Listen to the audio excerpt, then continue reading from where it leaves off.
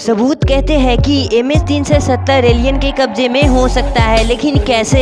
MH370 का अचानक गायब हो जाना एविएशन की दुनिया का सबसे बड़ा रहस्य बन गया है। इस रहस्य से पर्दा उठाने की लाख कोशिशों के बावजूद मलेशिया सरकार और पूरी दुनिया की आधुनिक तकनीकें किसी नतीजे पर नहीं पहुंच सकी है कि आखिर क्यों, कैसे और कहां खो गया MH370। लेकिन कुछ जो चौंकाने वाले सबूत है वो उस बात की तरफ इशारा कर रहे हैं जिसे मानने से हम हमेशा इनकार करते हैं, और वो है एलियन के होने से।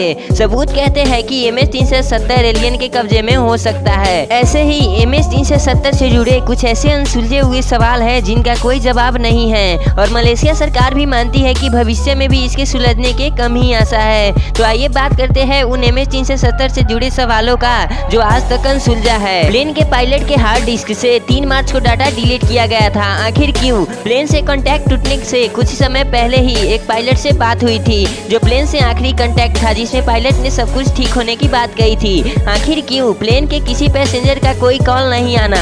प्लेन में 11 घंटे का ईंधन था। अपने रास्ते से भटक कर वो भारत या फिर पाकिस्तान जा सकता था, पर वो कहीं भी मदद के लिए नहीं गया। आखिर क्यों? ये कुछ ऐसे सवाल है जो MH370 को हाईजैक होने या दुर्घटनाग्रस्त होने की ओर इशारा करता है, पर दुर्घटना के लिए भी कोई खास पुख्ता कारण नहीं है। मौसम भी ठीक था और प्लेन में किसी आंतरिक खराबी की भी किसी तरह की कोई जानकारी नहीं है। संभव ये है कि समुद्र में ये किसी चक्रवात के प्रभाव में आ गया हो, लेकिन इसके भी कोई आधार नहीं है। इसलिए संभव ये है कि ये एलियन के कब्जे में हो। और इसी प्रकार बड़ा सवाल ये है कि अगर प्लेन के हाईजैक होने या किसी तूफान के कब्जे में फंसने की बात भी सामने आती है तो एलियन यहाँ कैसे आ सकते हैं? तो इसके कई आधार है। नंबर 1, प्लेन का वियतनाम में होना। प्लेन उड़ान भरने के 40 मिनट बाद अपने रास्ते से भटक गया।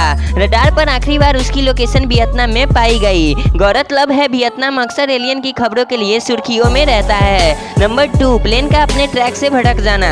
अगर प्लेन में कोई आंतरिक खराबी भी थी तो प्लेन अपने रास्ते से मुड़कर वियतनाम की ओर क्यों गया?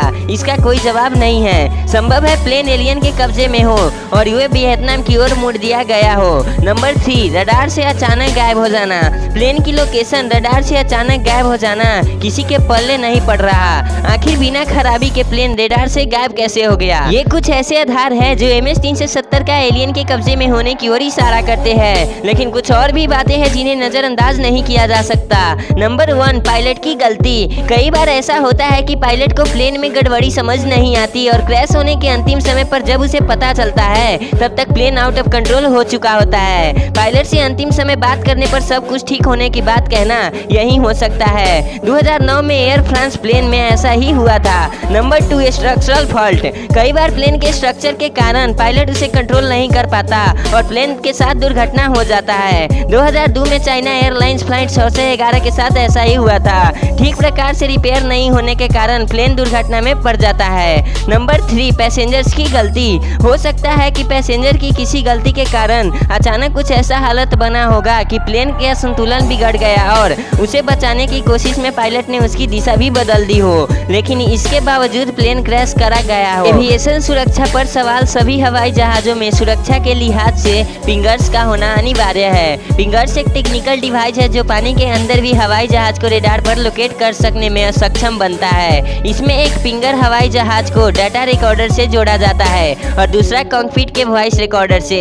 MH370 के साथ भी पिंगर जुड़ा था, लेकिन सवाल यही है कि आखिर इसके बावजूद प्लेन की लोकेशन क्यों नहीं पता चल सकी है। तो गाइस, आपको क्या लगता है कि MH370 प्लेन क्या सचमुच क्रैश हो गया या फिर वो किसी एलियन के कब्जे में है? हमें कमेंट बॉक्स में अपनी राय जरूर दे। और अगर आपने अभी तक इस वीडियो को लाइक नहीं किया तो वीडियो को लाइक कर दीजिए, और साथ ही साथ अगर आप मेरे चैनल पर नए आए हैं तो चैनल को सब्सक्राइब करके जो बेल आइकन है उसे भी प्रेस कर लेना, ताकि हमारे ऐसे वीडियो सबसे पहले आप तक पहुंचे। तब तक के लिए bye and thanks for watching.